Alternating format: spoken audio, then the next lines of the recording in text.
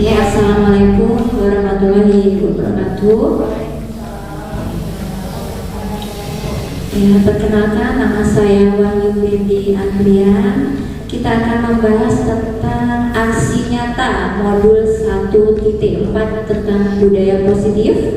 Diseminasi yang berjudul Budaya Positif oleh Bapak Indra Gustam Suminta, yaitu calon guru penggerak angkatan 10. Selanjutnya, latar belakang tentang pembelajaran di sekolah akan berlangsung dengan baik jika didukung penerapan budaya positif. Dengan budaya positif, kita akan terwujud pembelajaran yang berpihak kepada siswa, sehingga siswa bisa belajar dengan aman, nyaman, dan senang. Terus selanjutnya, untuk mendukung terwujudnya budaya positif, di sekolah perlu adanya disiplin positif. Yang B, tujuan dari aksi nyata adalah guru mendapatkan pemahaman mengenai disiplin positif, pembuatan keyakinan kelas, dan penerapan segitiga restitusi sehingga bisa diterapkan di sekolah untuk mendukung terwujudnya budaya positif.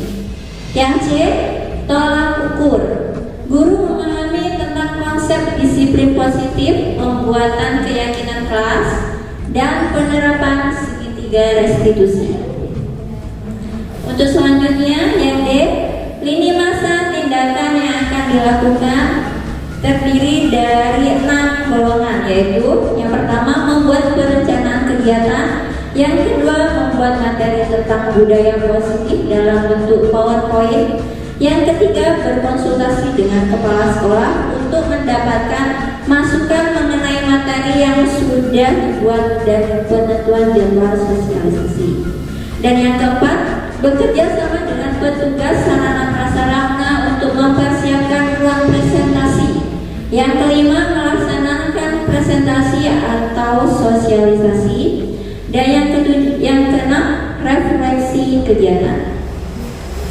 Selanjutnya, yang E, dukungan yang dibutuhkan, yaitu dukungan berupa izin pelaksanaan kegiatan dari kepala sekolah, dukungan dari rekan sejawat atau guru untuk mengikuti kegiatan sosialisasi, dan yang ketiga adalah sarana prasarana dan petugas yang mendukung pelaksanaan sosialisasi. Baik, kita akan membahas tentang topik diseminasi yang terdiri dari 7 materi, yaitu yang pertama perubahan paradigma belajar, yang kedua disiplin positif dan nilai kebajikan, dan yang ketiga teori motivasi yang terdiri dari hukuman, penghargaan, dan restitusi, dan yang keempat keyakinan kelas, kelima kebutuhan dasar manusia, yang keenam 5 posisi kontrol, dan ketujuh segitiga restitusi. Untuk Bapak Indra dipersilakan untuk menyiapkan materinya.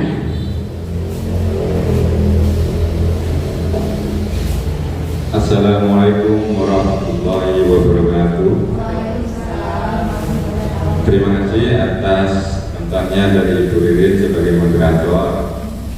Pertama yang saya hormati Bapak Kepala Sekolah UPTD SD Negeri Kuanyar Barat 2 serta Dewan Guru UPTD SD Kuanyar Barat 2 yang saya banggakan.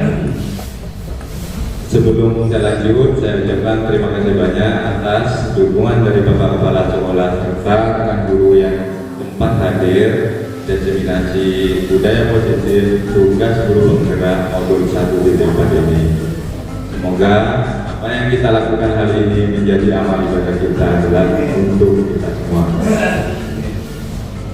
Baik Bapak Ibu, sebelum saya lanjut ke materi, apa kabar Bapak Ibu? Alhamdulillah. Sekarang next guru ini. Pada layar di situ terdapat genggaman tangan Bapak Ibu. Di sini artinya nanti kita akan bermain kepalan tangan. Di sini kebetulan ada sudah berpasang-pasangan semua ya. Silakan Bapak Ibu. Di sini nanti tugas Bapak Ibu adalah silakan dari kepala tangan ini, anggap yang Bapak Ibu itu pegang adalah sesuatu yang sangat berharga sekali dalam hidup Bapak Ibu. Nah, nanti misalkan kepala sekolah dengan Ibu Mul, Bapak kepala sekolah yang memegang, Ibu Mul bisa menggunakan apa saja cara, misalkan dengan memberi imbalan, menggelitik, mencubit, bahkan mengintimidasi pun bisa agar kepala yang Bapak kepala sekolah genggam itu bisa terbuka. Silakan Bapak Ibu berpasangan itu bergantian berkepala, kemudian dibuka. Silakan. Satu tangan.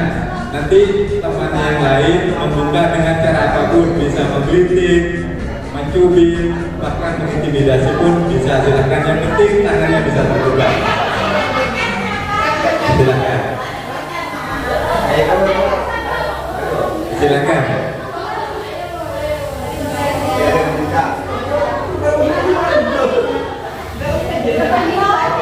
Saya ulang Bapak Ibu bergantian membubarkan tangan. Anggap yang di depan di dalamnya itu ada sesuatu yang sangat berharga sekali dalam diri Bapak Ibu. Nah, untuk bagian yang di depan itu genggam sekuat mungkin, terserah Bapak Ibu mau melepas ataupun tetap menggenggam. Tugas saya di sampingnya itu membuka genggaman tersebut dengan cara apapun, bisa mengintimidasi, mengkritik, atau dengan cara apapun agar kepalanya bisa terbuka. Silakan.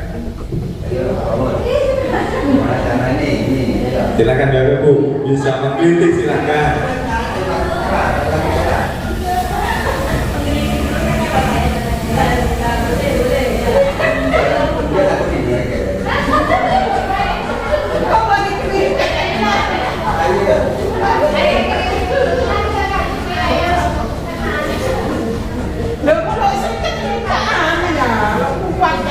Silakan, bisa menggunakan cara apapun, bisa digelitik boleh, ditubik boleh agar tangannya bisa terbuka. Bisa bergantian Bapak Ibu. Bisa. Ali mau kaki. Tidak.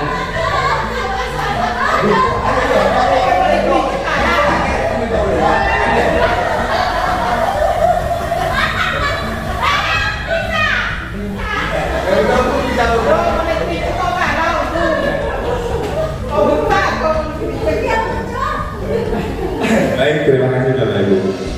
Internal di sini dalam permainan ini Bapak Ibu, siapa yang dapat menggenggam, siapa yang dapat membuka, kira-kira siapa Bapak Ibu? Nah, di sini yang berperan artinya permainan ini adalah mengandung motivasi kita. Siapa yang mempunyai kekuatan yang membuka atau menggenggam? Kira-kira yang membuka atau yang menggenggam yang mempunyai kekuatan? Yang menggenggam. Baik, terima kasih Ibu. Ada mungkin ada jawaban lain? Yang membuka atau yang menggenggam? Yang mempunyai peran penting? Yang membuka. Baik, terima kasih. Sama-sama mempunyai kekuatan. Baik, terima kasih. Dalam konteks pembelajaran ini ada pembelajarannya bahwa siapapun yang membuka atau yang menutup kebalan tersebut mempunyai, berarti di sini apa Bapak Ibu? Mempunyai ini, mempunyai kendali, maka dalam artiannya tidak ada yang bisa membuka kecuali diri kita sendiri. Artinya semua apapun yang kita lakukan hanya kita yang bisa mengendalikan diri kita sendiri. Orang lain bisa membujuk, memberi imbalan, bahkan menyakiti pun jika diri kita tidak mau, maka tidak akan terjadi. Jadi dalam permainan ini filosofinya seperti itu Bapak Ibu. Silakan ya.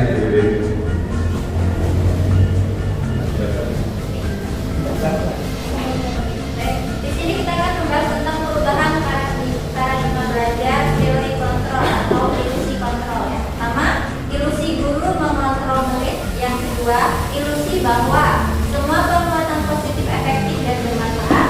Yang ketiga, ilusi bahwa kritik dan membuat orang merasa bersalah menguatkan karakter. Dan yang terakhir, ilusi bahwa orang dewasa memiliki hak untuk memaafkan.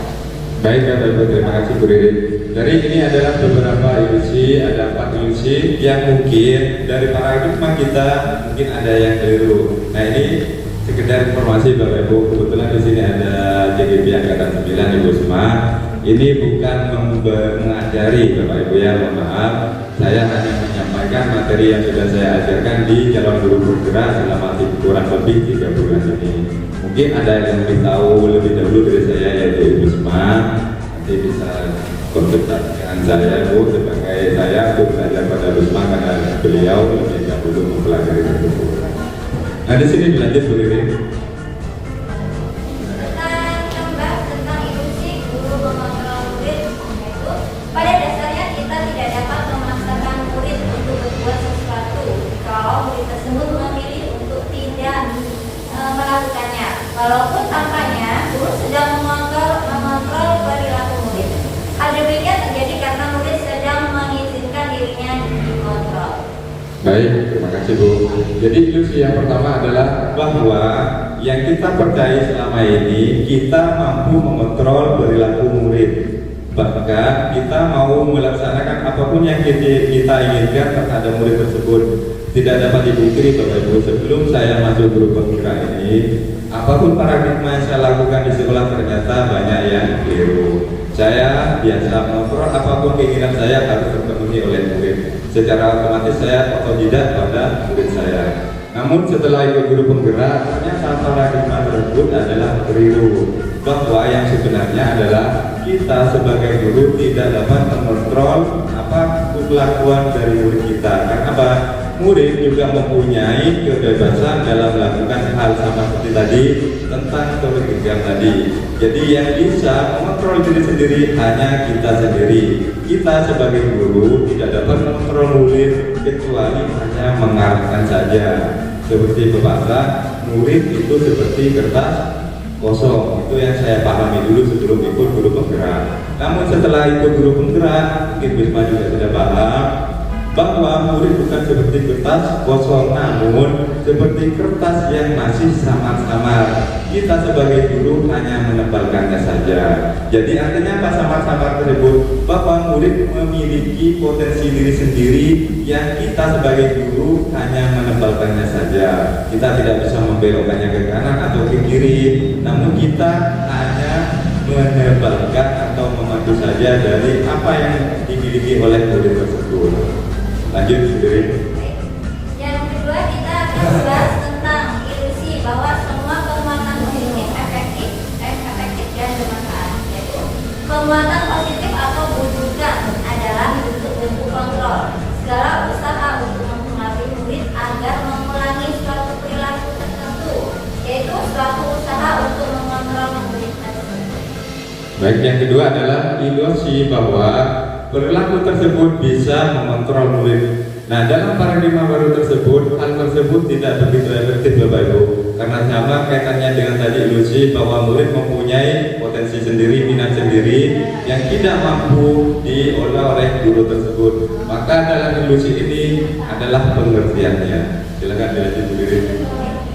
Yang ketiga kita akan membahas tentang ilusi bahwa kritik dan membuat orang merasa bersalah menguatkan karakter. Untuk menggunakan kritik dan rasa bersalah untuk mengontrol murid menuju pada identitas gagal. Nah, mereka belajar untuk merasa buruk tentang diri mereka. Mereka mengembangkan dialog diri yang negatif. Kadang-kala sulit bagi guru untuk mengidentifikasi bahwa mereka sedang melakukan perilaku. Baik, yang ketiga adalah kritik ataupun kita membuat merasa bersalah pada murid mungkin tidak dapat dipungkiri lagi sering kita lakukan di dalam kelas, bahwa anggapan kita, paradigma kita dengan membuat merasa bersalah pada murid itu sangat efektif, padahal sebenarnya tidak seperti itu Bapak Ibu. Dengan kita membuat murid merasa bersalah, maka secara otomatis akan menciptakan karakter yang gagal pada murid kita. Contoh, misalnya ada murid yang datang terlambat, sering kita omeli sehingga membuat murid tersebut merasa bersalah, dan itu secara otomatis tertanam pada diri anak tersebut sehingga menyebabkan perilaku yang gagal dalam diri mereka. Lanjut Bu Riri. Selanjutnya, ilusi bahwa orang dewasa memiliki hak untuk memaksa. Nah, banyak orang dewasa yang percaya bahwa mereka memiliki tanggung jawab untuk membuat murid-murid berbuat hal-hal tertentu. dapat diterima selama ada sebuah kesimpulan berdasarkan sebuah kesimpulan kinerja. Baik, selanjutnya adalah yang keempat, kita sebagai orang dewasa, khususnya sebagai guru, paradigma kita menganggap bahwa kita mampu mengendalikan murid di dalam kelas atau dalam sekolah. Dalam hal ini, ilusinya itu tidak benar Bapak Ibu. Mari kita berparadigma baru bahwa kita sebagai guru tidak bisa mengontrol murid sesuai dengan keinginan kita. Kita hanya mampu mengarahkan dari jalan yang kurang benar menjadi hal yang baik. Nah, ini berkaitan nanti dengan materi selanjutnya, yaitu adalah budaya positif. Silakan. Baik, di sini kita akan membahas tentang paradigma stimulus respon kepada teori kontrol yang terdiri dari dua respon, yaitu stimulus respon yang terdiri dari realita atau kebutuhan kita sama, dan yang kedua perilaku buruk dilihat sebagai suatu kesalahan, dan yang ketiga orang lain bisa mengontrol Anda. Sedangkan untuk yang golongan kedua yaitu teori kontrol, realitas atau kebutuhan kita berbeda. Yang kedua, semua perilaku memiliki tujuan, dan yang ketiga hanya Anda yang bisa mengontrol diri Anda sendiri. Terima kasih, Bu. Nah, di sini adalah tentang teori kontrol. Kita dari stimulus respon menjadi hal yang lebih baik dari respon.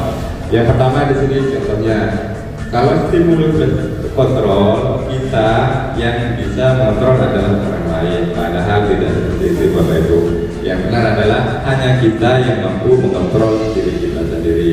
Bahkan ada orang yang melakukan kesalahan kita anggap salah. Padahal dalam paradigma ini, orang yang melakukan kesalahan belum tentu salah, karena biasanya orang melakukan hal tersebut itu sesuai dengan tujuan yang diinginkan. Cuma kita belum tahu apa tujuannya, sehingga kita mencegah mereka adalah berbuat salah.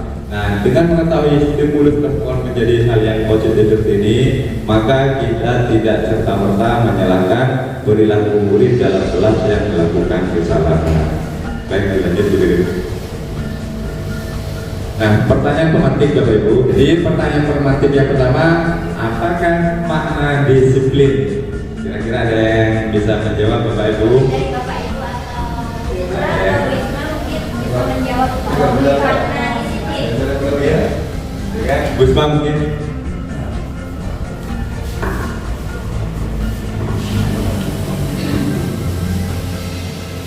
Assalamualaikum warahmatullahi wabarakatuh. Saya mencoba untuk menjawab disiplin. Disiplin adalah kita mengikuti aturan yang telah ditetapkan oleh suatu lembaga, di mana aturan itu sudah disepakati oleh semua warga yang ada di lembaga tersebut. Begitu Bapak Indra. Terima kasih. Tangannya ke Bu Isma. Kalau jawaban guru penggerak memang berbeda ya. Mungkin nanti Bapak Ibu bisa menjadi guru penggerak juga. Mungkin Ibu, Bapak Ibu, Umul, silakan Umul. Baik, terima kasih atas waktunya. Saya sendiri akan mau mencoba menjawab apa makna disiplin tersebut. Disiplin menurut saya pribadi bukan menurut higienisnya. Disiplin menurut saya adalah sesuatu yang ada betulnya juga apa yang dikatakan oleh Wisma tadi. Disiplin adalah sesuatu yang harus kita patuhi, harus kita laksanakan, asalkan sudah ada kesepakatan bersama. Terima kasih. Baik, terima kasih untuk Bapak Romli, Kepala Sekolah dan Ibu Isma. Betul sekali Bapak Ibu. Jadi disiplin di sini adalah sesuatu yang sudah disepakati yang harus kita laksanakan. Baik. Di sini ada makna disiplin. Mungkin yang sering kita pahami, disiplin itu berkaitan dengan hukuman. Ketika kita tidak berdisiplin, maka anak tersebut harus dihukum. Padahal tidak seperti itu Bapak Ibu. Arti disiplin di sini artinya adalah belajar.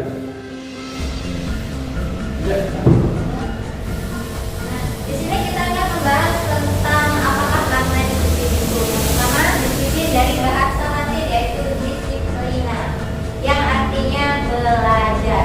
Dan yang kedua, kata disiplin juga berasal dari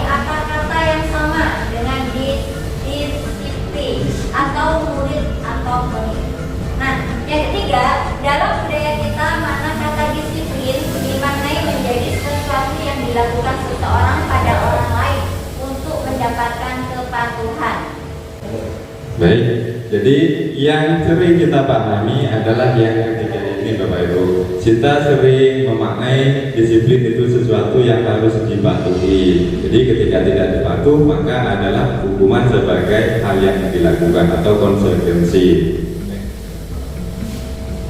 Dan selanjutnya kita akan membahas tentang tujuan dari disiplin itu sendiri, yaitu tujuan dari disiplin positif adalah menanamkan motivasi pada murid-murid, yaitu untuk menjadi orang yang mereka inginkan dan dengan nilai-nilai yang mereka percayai. Baik, setelah kita belajar tentang apa makna disiplin, maka kaitannya itu dengan budaya positif di kelas ataupun di dalam lingkungan sekolah.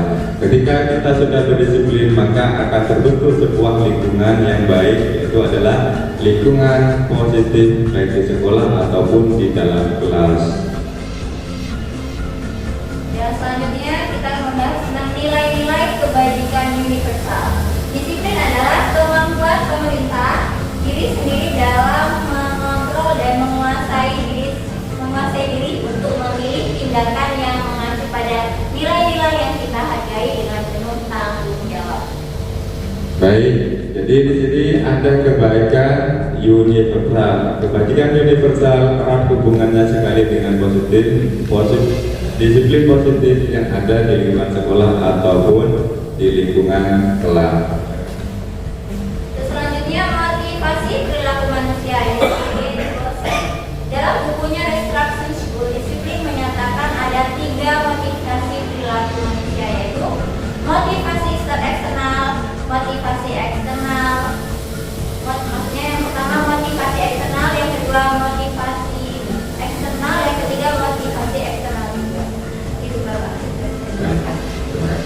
Jadi di sini ada 3. Yang pertama adalah disiplin kaitannya dengan eksternal itu Bapak Ibu. Silakan dibaca bentuk. Untuk pengertian motivasi eksternal yang pertama, untuk menghindari ketidaknyamanan atau hukuman. Baik, jadi eksternal yang pertama dilakukan karena kita menghindari ini yang sering kita lakukan Bapak Ibu, menghindari hukuman atau ketidaknyamanan. Jadi anak-anak kita di dalam sekolah, khususnya di dalam kelas, biasanya datang terlambat itu tidak dilakukan karena untuk menghindari hukuman atau ketidaknyamanan. Karena ketika dia datang tidak lambat, tidak memakai sepatu atau seragam yang tidak sesuai dengan aturan sekolah, maka eksekusinya adalah mendapat hukuman atau hal yang tidak nyaman. Maka ini disebut dengan eksternal Bapak Ibu, jadi pengaruh dari luar. Berikutnya yang kedua, Motivasi eksternal itu ya Bapak,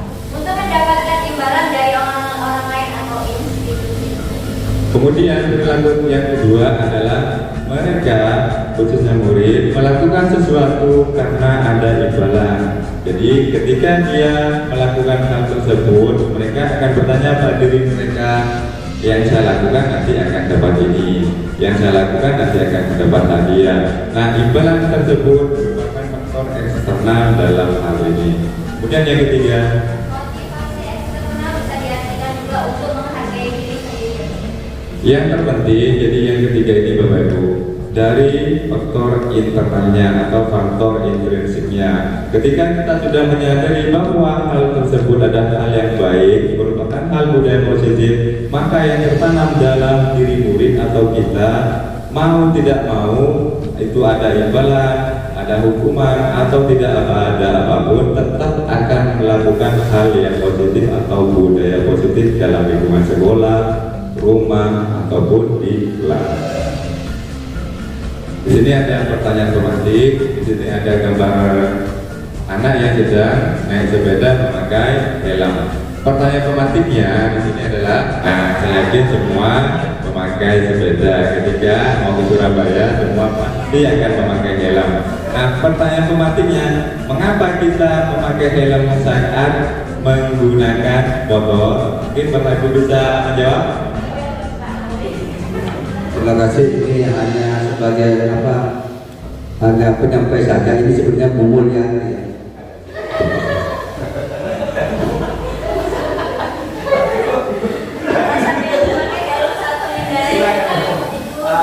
Alasannya pertama untuk menjaga keselamatan dari sesuatu hal yang negatif, contohnya atau seumpamanya kecelakaan, jadi kepala biar lebih aman.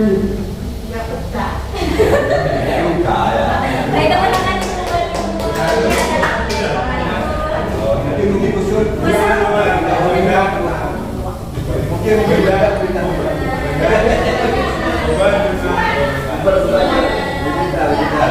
Ibu Citra, silakan.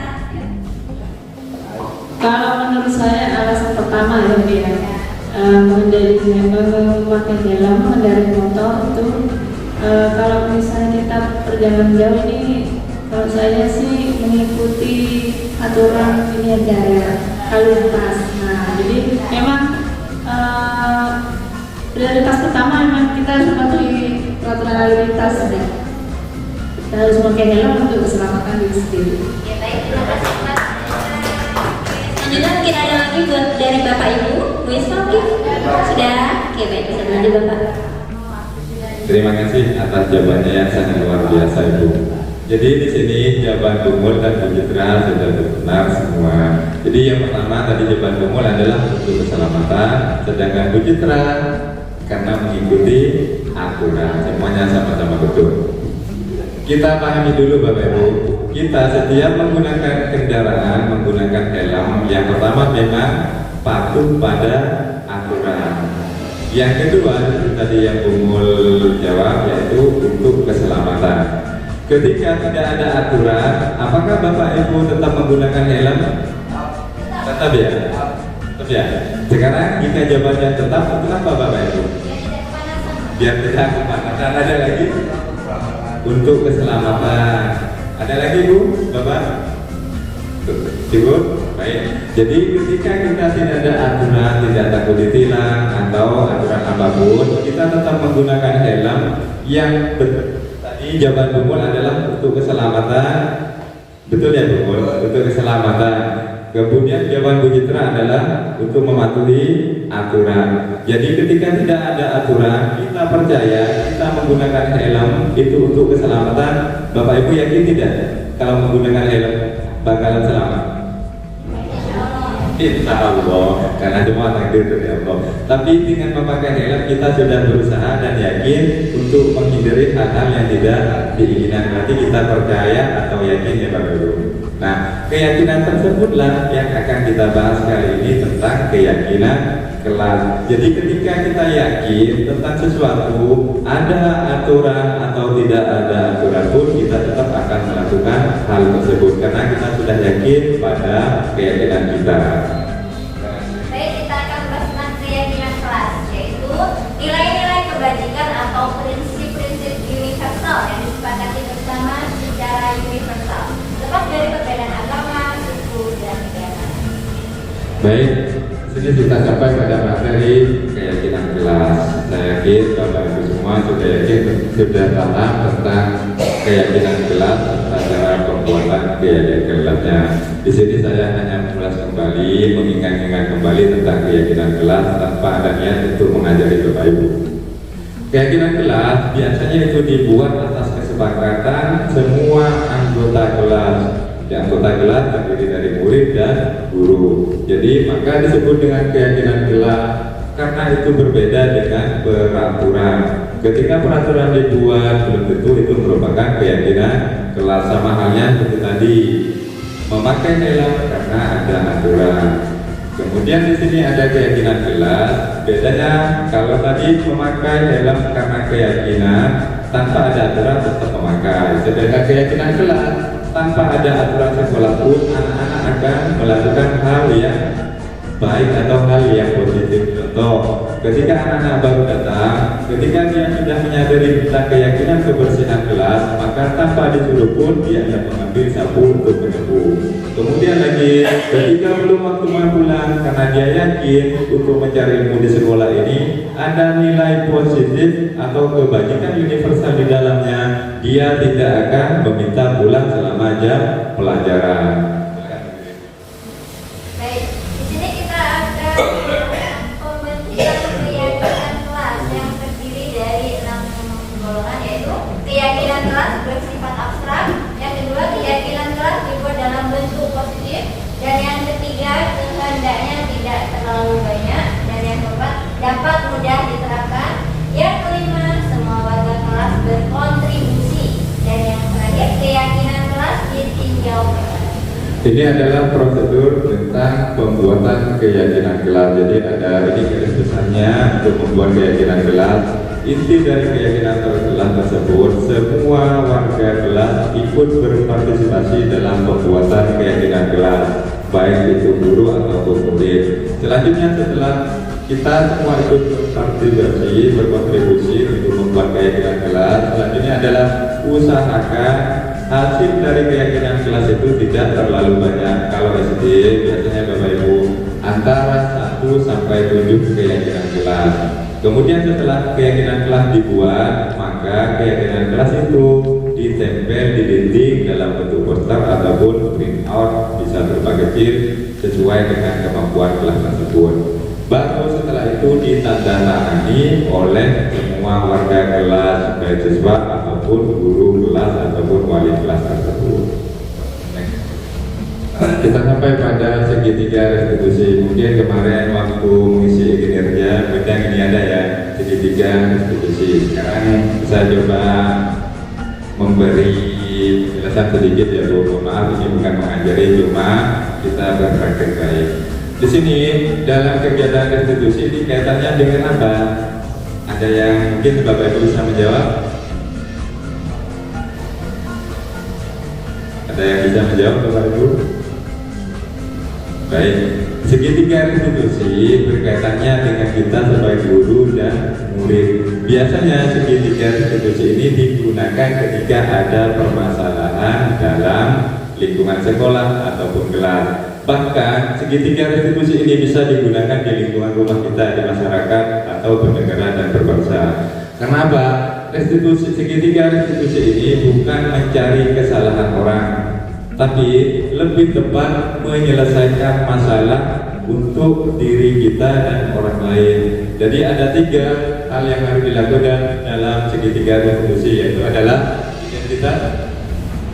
Yang pertama adalah menstabilkan identitas. Yang kedua validasi tindakan yang salah. Yang ketiga menanyakan keyakinan. Terus ketiga itu apa Pak? Yang pertama, pembahasan tentang menstabilkan identitas, yaitu bagian dasar dari segitiga yang bertujuan untuk mengubah identitas anak dari orang yang gagal karena melakukan kesalahan menjadi orang yang sukses. Baik, jadi yang pertama adalah identitas. Di sini kita misalkan, saya kasih contoh yang baru biar lebih kita mengenal dengan materi diseminasi kali ini. Misalkan ada salah satu anak di kelas kita yang melakukan kesalahan, contohnya mengganggu temannya atau membuat temannya nangis, maka segitiga restitusi ini akan berperan. Yang pertama, kita tidak langsung memarahi anak tersebut. Kita panggil anak tersebut dengan langkah yang pertama. Kita cari tahu dulu apa penyebab mereka. Misalkan si A, penyebabnya kenapa dia melakukan kesalahan pada si B. Kita cari sehingga kita menemukan sebab dia melakukan kesalahan tersebut. Biasa ini berkaitan dengan kebutuhan manusia, Bapak Ibu. Kebutuhan manusia salah satunya adalah tadi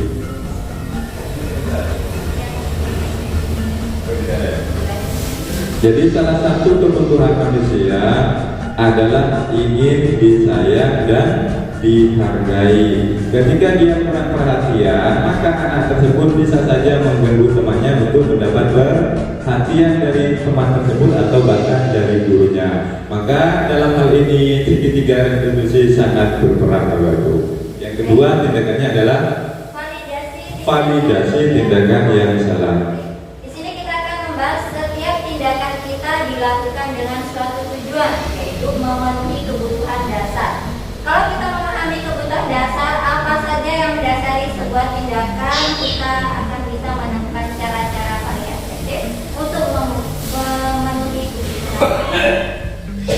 Yang kedua adalah validasi tindakan yang salah. Jadi ketika tadi dilanjut dengan contoh yang pertama, si A mengganggu temannya yang si B, maka setelah kita mengorek mengapa dia melakukan hal tersebut, maka tindakan yang kedua adalah validasi tindakan yang salah.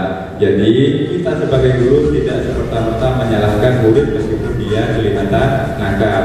Bahkan ada ucapannya seperti ini, kamu memang seperti itu untuk kamu tidak sampai memukul temannya, atau kata lainnya, Bapak tahu kamu akan melakukan hal seperti itu karena kita manusia pasti punya salah. Dengan seperti itu maka kita mengubah identitas gagal anak menjadi identitas sukses. Kemudian tindakan yang ketiga pada segitiga restitusi adalah menanyakan keyakinan. Nah, ini berkaitan dengan keyakinan kelas tadi Bapak Ibu. Setelah keyakinan kelas terbentuk, maka anak akan tahu apa keyakinan yang ada dalam diri mereka. Lanjut pada soal yang tadi, yang A tadi mengganggu si B, maka kita tanya, keyakinan apa yang kamu langgar di dalam kelas ini? Nanti ketika anak sudah dibuat keyakinan kelas, dia akan menjawab keyakinan saling menghormati antar teman. Nah, dengan mengoreksi tersebut, anak tersebut tahu bahwa dia melanggar aturannya, secara otomatis dia akan menyadari diri dan merubah perilaku negatifnya menjadi perilaku positif. Baik, mungkin itu saja yang dapat saya sampaikan karena di slide ini sudah ada tulisan terima kasih. Mohon maaf Bapak Ibu, mungkin ada yang perlu ditanyakan dari Bapak Ibu semua, silakan. Ada waktu untuk tanya jawab. Silakan Bu Mun.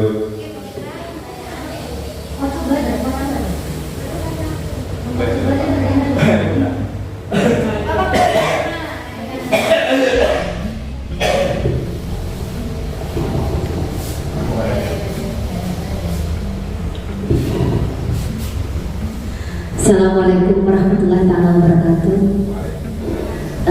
Mencoba untuk bertanya ya Bapak Indra, dari sekian materi dari pertama sampai terakhir itu saya perhatikan sangat baik sekali. Sangat baik sekali. Kenapa? Saya sebenarnya sudah lupa dengan materi ini, tapi ketika Anda Bapak Indra memaparkannya, alhamdulillah saya mulai mengingat, oh iya ini begini, oh iya ini begini. Jadi tadi saya selain menyimak, saya mengingat pelajaran yang pernah saya kejar selama 6 bulan. Nah, di sini yang ingin saya tanyakan adalah tentang segitiga restitusi tadi itu. Coba Bu Lirin, nah yaitu segitiga restitusi itu ada 3. Yang namanya segitiga kan pasti ada 3 ya, sudut juga sisi-sisinya. Ada menstabilkan identitas, 2 validasi tindakan yang salah, 3 menanyakan keyakinannya. Nah, di sini yang ingin saya tanyakan, apakah boleh segitiga itu kurang? Misalnya kita sebagai guru, misalnya ada siswa yang melakukan kesalahan, kita hanya menindaki siswa itu cuma dari 3 poin itu kita melakukan hanya 2, 1 dan 2 saja, atau kita melakukannya 2 dan 3 saja, atau 1 dan 3 saja. Jadi tidak lengkap. Apakah boleh kita melakukan segitiga restitusi itu dengan jumlah 2, tidak 3? Apakah boleh Pak Indra? Silahkan dijawab Bapak Indra. Baik, terima kasih Bu Isma. Kita akan bahas tentang segitiga restitusi. Terima kasih Bu Isma, pertanyaannya sangat luar biasa sekali. Di sini yang disebut segitiga restitusi seperti tadi yang Bu Isma bilang, bentuknya berupa segitiga. Ketika satu bagian yang diambil maka tidak jadi segitiga Ibu, maka jadinya adalah sudut. Nanti misalkan bagian ini diambil maka hanya membentuk sebuah sudut, atau bagian ini diambil maka akan membentuk sebuah sudut. Itu hanya intermediatnya Bu. Sekarang saya jawab sudah Bapak Ibu. Di sini Bapak Ibu, dalam kegiatan segitiga restitusi ini 3-tiganya adalah saling berkaitan. Karena kita mengubah anak tersebut jadi identitas gagal menjadi identitas sukses. Ketika salah satu kegiatan tersebut dihilangkan atau diabaikan, maka dari identitas gagal tersebut maka tidak akan menjadi identitas sukses. Kita runtun dari yang pertama. validasi tindakan ketika anak tersebut melakukan kegiatan atau perilaku yang salah, maka kita harus memvalidasi tindakan tersebut, mengapa anak tersebut melakukan hal itu, atau apa alasannya anak itu melakukan kenakalan tersebut.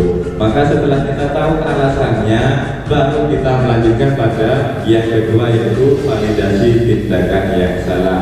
Dengan kita mengetahui, kita tidak harus menjustis, oh kamu salah, tidak seperti itu, namun kita memperkuat anak tersebut dari identitas tadi yang sudah salah atau gagal menjadi identitas yang sukses, sehingga kita tidak menghancurkan perasaan atau perilaku dan karakter anak tersebut. Itu yang kedua.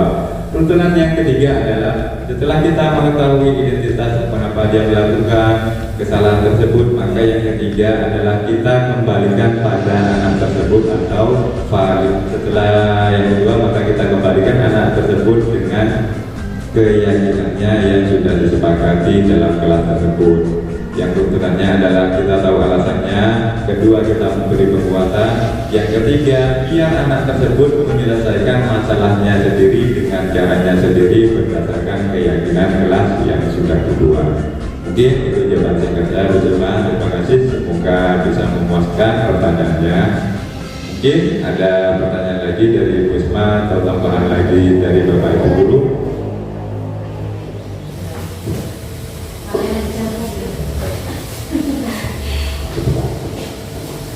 Terima kasih Pak Indra, tadi jawabannya itu sungguh luar biasa ya. Sungguh luar biasa, yaitu berarti segitiga restitusi ini harus lengkap, harus ada sudut 1, 2, dan 3, tidak boleh kurang, begitu ya.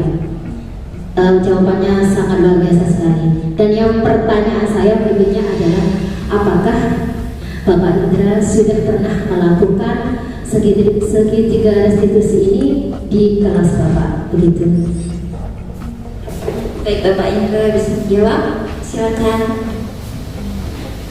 Terima kasih Bu Selma, pertanyaannya sangat luar biasa sekali. Mungkin Bapak Ibu guru yang lain juga pernah melakukannya, cuma belum tahu istilahnya saja. Seperti saya Bapak Ibu, saya sebelum ikut IGB pernah melakukan segitiga restitusi ini, namun tidak tahu oh ternyata ini yang dimaksud segitiga restitusi, seperti itu. Jawabannya saya Ibu Selma, terima kasih atas pertanyaannya. Saya pernah melakukan segitiga restitusi ketika ada salah satu dari murid saya, yaitu Asrori ya, Bapak Ibu sudah tahu ya, itu sering tidak masuk pada kelas 3. Saya panggil dia, kenapa alasannya tidak masuk? Dia jawab karena kesiangan. Kesiangannya kenapa? Karena main HP saat malam sebelum tidur. Saya mengorek tersebut, maka langkah pertama sudah saya lakukan. Selanjutnya yang kedua, saya paham anak saya pun sering melakukan hal itu Bapak Ibu. Saya tidak marahi mereka, saya biarkan, namun saya ajari mereka menanamkan hal tentang kebaikan universal pada diri mereka. Ketika kamu mulai HP terus menerus, kira-kira apa yang terjadi? Nah, seperti itu, mata merah jawabannya. Nah terus kalau matanya merah bagaimana? Sakit. Sama hal tersebut saya tanyakan pada murid saya. Jawabannya pun persis sama, karena itu jawaban singkat anak-anak itu.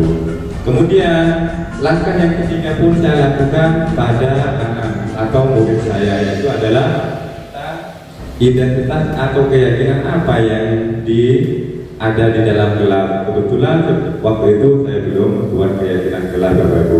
Namun akhirnya saya tanya seperti ini, kamu tahu kesalahan kamu, tahu apa? Sering tidak masuk. Terus kalau sering tidak masuk harusnya apa? Harus peraturan, harus disiplin. Nah jawaban disiplin pun spontan, padahal anak tersebut tidak tahu apa itu disiplin. Namun dari proses kegiatan tersebut saya sudah melakukan segitiga restitusi, meskipun pada saat itu saya tidak tahu istilah segitiga restitusi. Mungkin itu jawaban dari saya, Ibu Usman. Semoga dapat menjawab atas pertanyaan yang sangat luar biasa sekali. Mungkin ada yang mau ditanyakan lagi oleh ibu-ibu, karena bapak sekolah tadi sudah izin duluan karena ada rapat berurusan ijazah. Silakan ibu-ibu. Sudah cukup, baik, terima kasih ibu-ibu. Sekarang saya minta karena Bapak Kepala Sekolah izin ada rapat, saya minta wakil untuk menyampaikan 1-2 kata untuk menutup kegiatan hari ini. Silakan Ibu.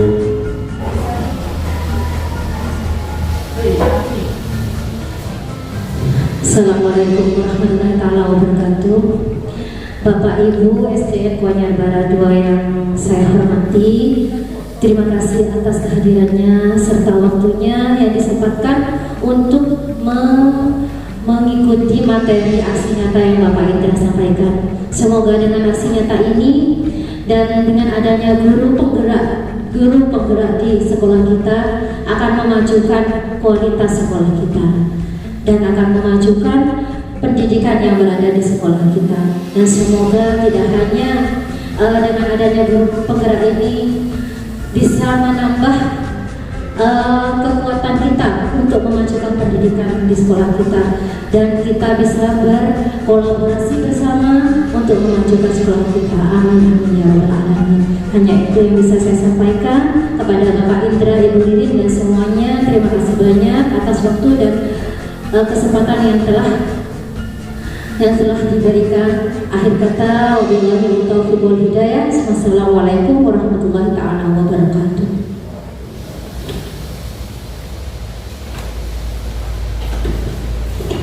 Terima kasih atas penutupan yang sudah diberikan oleh Ibu Risma. Semoga kegiatan ini menjadi amal bagi kita semua untuk memajukan sekolah tercinta kita, yaitu SDN Kuanyar Barat 2. Bagi Bapak Ibu, saya ucapkan banyak terima kasih atas waktu dan dukungannya.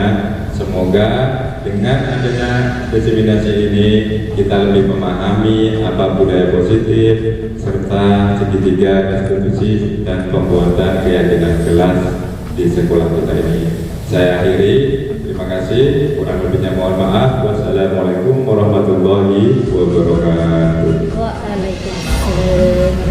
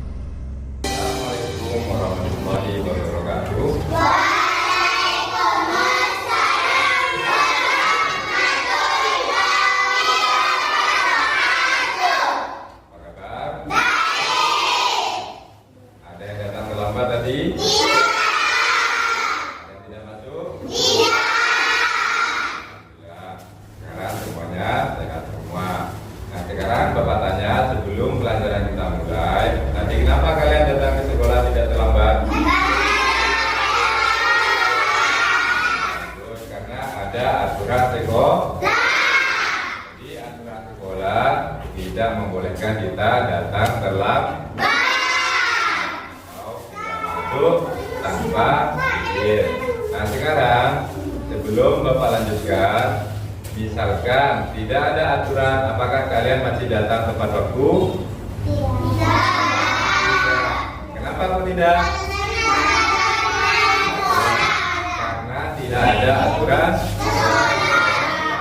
Nah di sini berarti kalian datang ke sekolah karena ada sekolah, berarti datang tepat waktu, menggunakan seragam, menggunakan sepatu, semuanya kalian karena ada aturan. Kalau tidak ada aturan sekolah maka kalian datangnya akan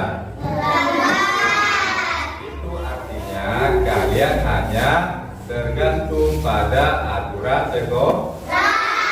Jadi semuanya tergantung pada aturan sekolah, datang, menggunakan pakaian dengan rapi, semuanya karena ada aturan sekolah.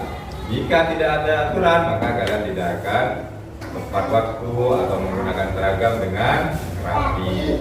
Nah sekarang jika yang kalian lakukan semua tergantung pada aturan, maka kira-kira perbuatan atau yang kalian lakukan itu ada nilainya positif atau tidak?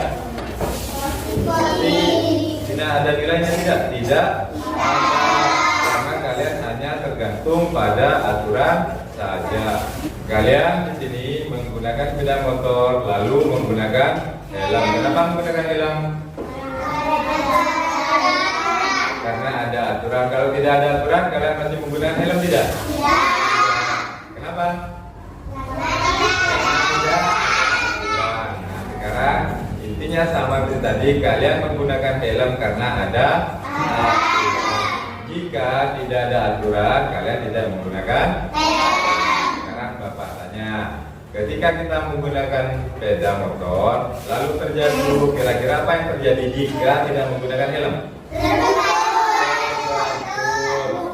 Luka, bagus. Nah di situ kita harus menggunakan helm tidak? Ketika kita melihat jatuh, terluka dan lain sebagainya, harus menggunakan helm meskipun tidak ada peraturan. Nah kenapa kalian menggunakan helm meskipun tidak ada peraturan? Menjaga keselamatan. Nah untuk menjaga keselamatan itulah yang disebut dengan nilai positif. Jadi kebiasaan positif itu keselamatan, maka kita menggunakan helm.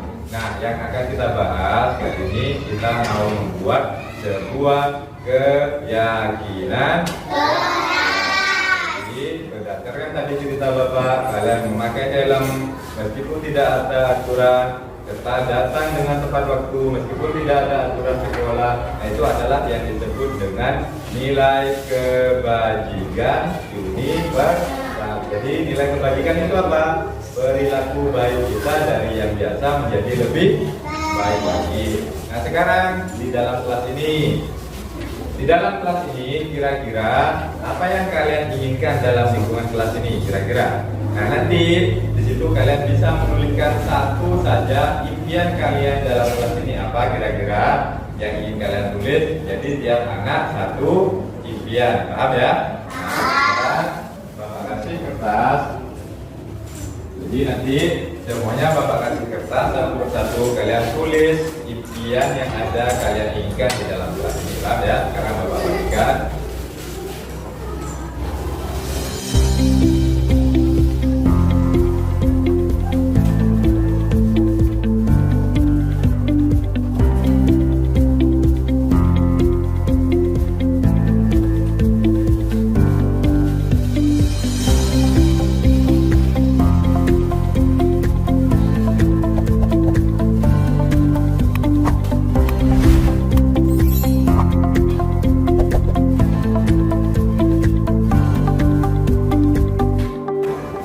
Jika semuanya sudah kebagian, sekarang silakan tulis apa yang kalian inginkan atau kalian impikan di dalam kelas kita ini.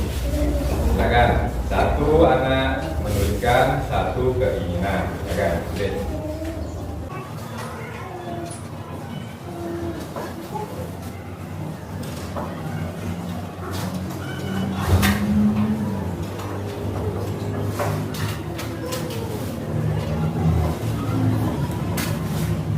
Sudah? Sudah. Silakan semua ditempel di papan tulis. Tempel di sini.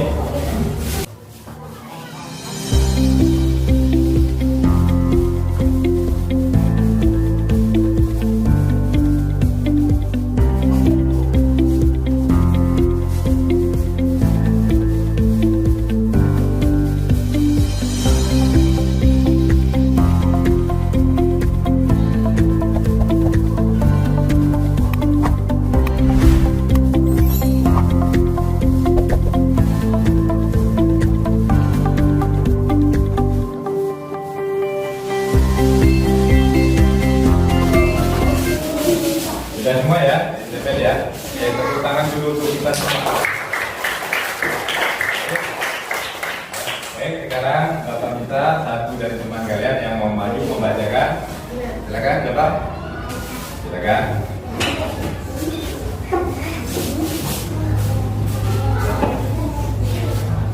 Sekarang coba maju kalian ya. Jadi yang ada di tempel ini tidak dalam tempelan, maju kalian.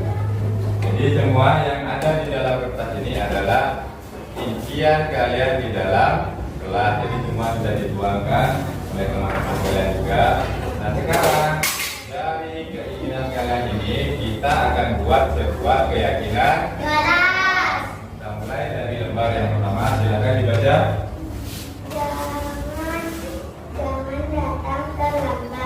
Jangan datang terlambat. Yang Bapak tulis. Jangan datang terlambat. Nah di sini ada kata jangan, berarti di sini ada kata negatifnya kita ubah menjadi kalimat positif. Kira-kira apa kalau ininya dibuang menjadi apa? Nah berarti datang terlambat positifnya apa? Harus tepat waktu. Maka nilai positifnya adalah datang tepat waktu. Sekarang kita pindah. Ini pindah cek. Ini nomor berapa? Nomor 1. Bapak taruh di sini ya. Nanti kita kumpulkan berdasarkan kalimat yang sama. Ini jangan. Tapi kalimat positifnya Bapak buat menjadi ini satu ya. Apa kena tadi? Jangan. Nah, berarti keyakinan jelas akan kita buat yang pertama datang tepat waktu. Terus silakan yang kedua harus menghormati guru. Jadi harus menghormati guru. Berarti harus menghormati guru itu apa? Apa anak? Harus menghormati guru. Nilai yang terkandung nilai positifnya kira-kira apa?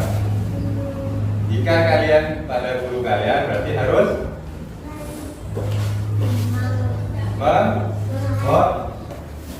menghormati guru. Betul. Bapak tulis menjadi keyakinan yang kedua ya. Menghormati guru. Sekarang Bapak ambil ini. Ini karena yang kedua Bapak taruh sini. Terus selanjutnya mengerjakan tugas dengan benar.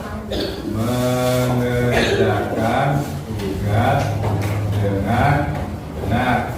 Berarti jika mengerjakan tugas dengan benar, artinya di sini terdapat nilai positifnya apa kira-kira?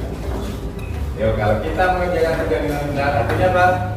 Belajar dengan bagus, belajar dengan aktif dan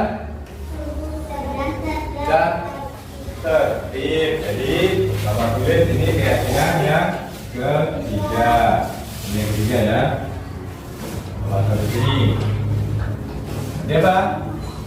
Belajar dengan aktif dan tertib.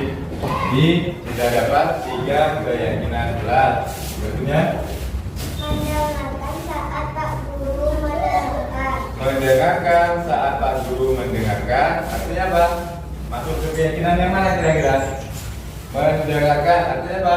Menghormati berarti masuk pada keyakinan nomor 2 yaitu menghormati guru. Bapak pindah ya.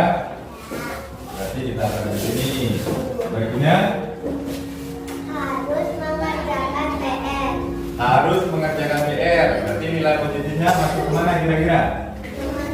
Nomor 3 yaitu belajar dengan aktif dan sekarang belum tidak.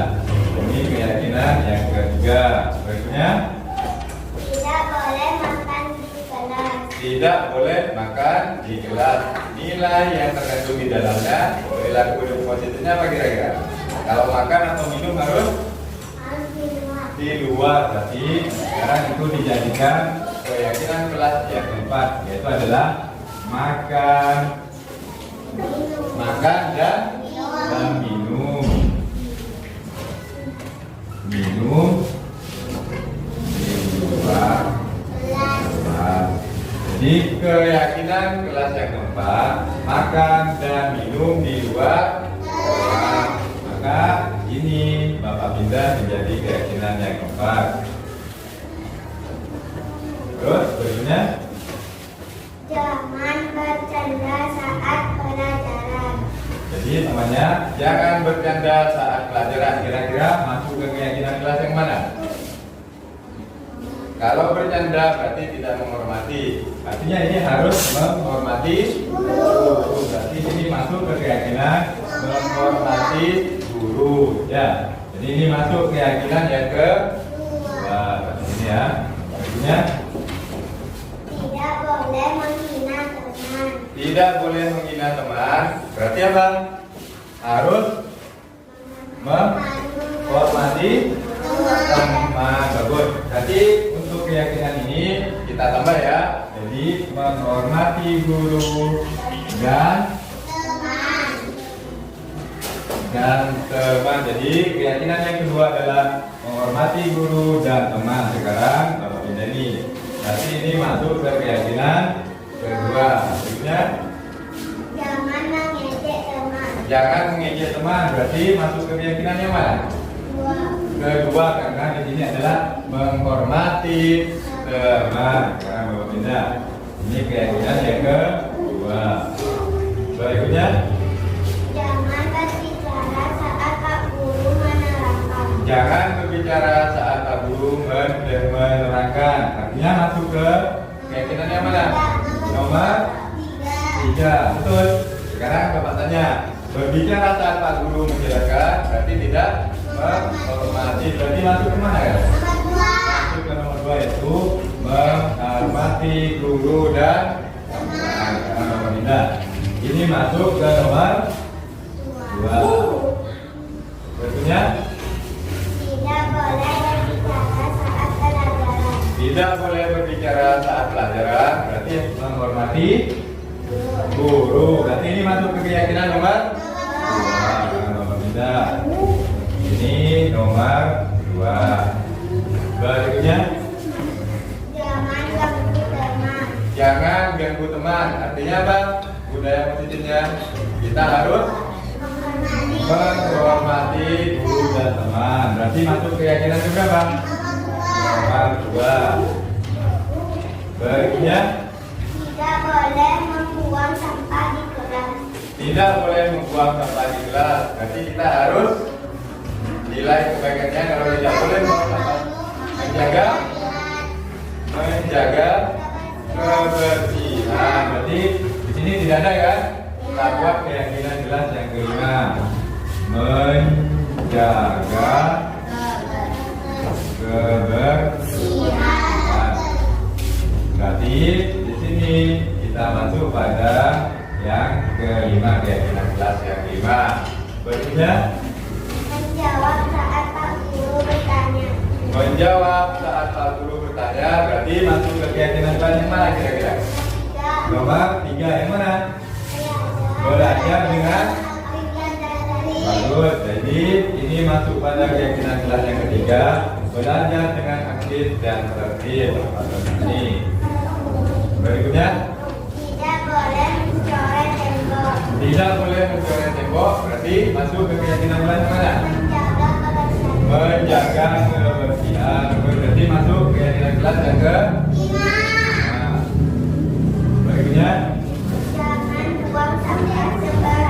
jangan buang sampah sembarangan. Berarti masuk keyakinan kelas yang mana? 5.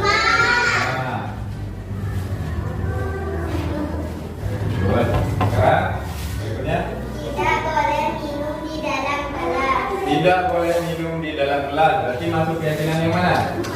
Yang berarti makan dan minum di luar kelas. Sekarang ini masuk keempat. Berikutnya yang terakhir, jangan sering tidak masuk. Berarti masuk keyakinan yang mana? 1. Datang tepat waktu.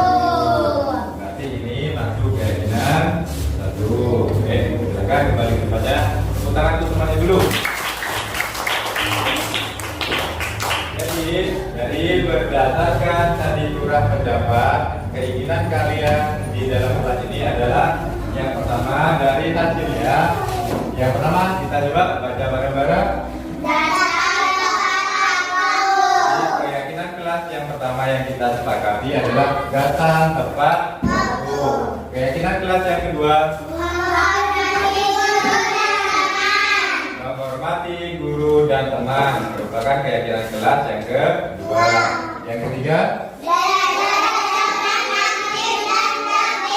belajar dengan aktif dan tertib, keyakinan kelas kita yang ketiga. Yang keempat, yang keempat adalah makan dan minum di luar. Yang terakhir keyakinan kelas kita, menjaga kebersihan. Jadi yang sudah kita sepakati berdasarkan curah pendapat ini ada 5 keyakinan. Sampai di sini kita sepakati 5 keyakinan ini. Sepakat? Sepakat? Tepuk tangan 2 kali. Nah, dengan tepuk tangan 2 kali berarti kita sudah menyepakati 5 keyakinan kelas yang kita sepakati bersama. Nah, nanti karena ini sudah disepakati, nanti Bapak akan buat sebuah poster yang isinya adalah 5 keyakinan dari kelas kita. Setelah Bapak buat poster, kita tanda tangani bersama, semuanya tanda tangan termasuk Bapak. Lalu kita tempel di dinding yang mudah dilihat agar kita bisa menerapkan keyakinan kelas atau nilai positif yang ada di dalam kelas kita. Dan pakai ya? Ada yang perlu ditanyakan? Ada. Pembuatan keyakinan kelas kita sudah selesai dan Bapak akhiri. Terima kasih semuanya. Kita tepuk tangan untuk semua. Akhiri. Assalamualaikum warahmatullahi wabarakatuh.